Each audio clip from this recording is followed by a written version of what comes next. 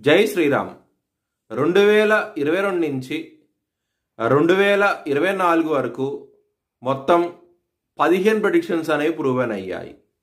ఆ 15 ప్రెడిక్షన్స్ అనేవి కింద డిస్క్రిప్షన్లో ఇస్తున్నాను.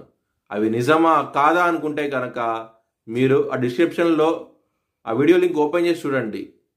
ఫర్ ఎగ్జాంపుల్ 2024లో మహారాష్ట్ర ఎలక్షన్స్లో బీజేపీ అలయన్స్ వస్తుందని చెప్పడం జరిగింది. అది నిజంగానే జరిగింది. మహారాష్ట్ర ఎలక్షన్స్లో బీజేపీ అలయన్స్ రావడం జరిగింది. ఆ వీడియో నేను డిస్క్రిప్షన్లో ఇచ్చాను. ఇది మీరు చూసుకోండి. నిజమైతేనే నా ఛానల్ సబ్స్క్రైబ్ చేసుకోండి.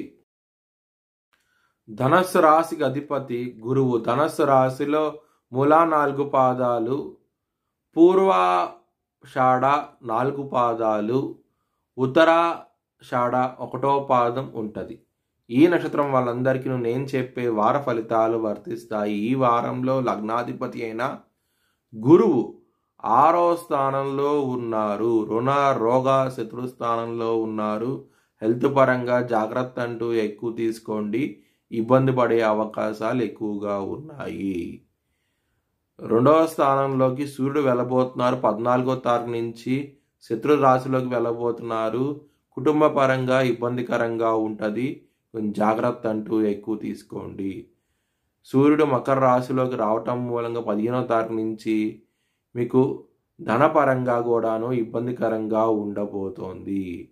12వ స్థానం అధిపతి అయిన కుజుడు కర్కాట రాశిలో నీచబడి ఉన్నారు.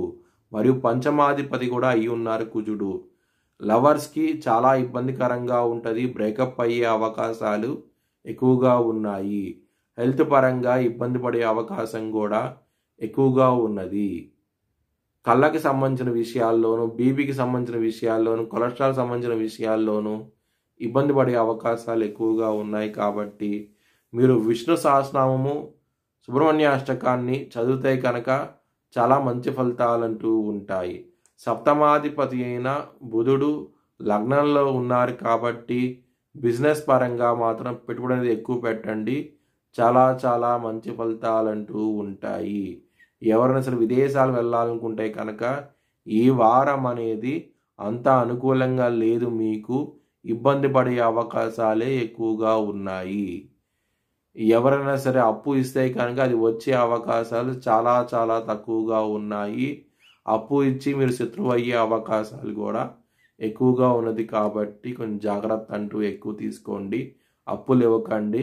ఇబ్బంది పడే అవకాశాలు ఎక్కువగా ఉన్నాయి. దగ్గర దాకా సంబంధాలు వచ్చి వెనక్కి వెళ్ళిపోవడం జరుగుతుంది. ఈ వారంలో కొంచెం జాగ్రత్తగా ఉండండి. మీ భవిష్యత్ వివరాల కోసమై హెచ్ఎల్ఎన్ జ్యోతిష్యాలయాన్ని సంప్రదించండి.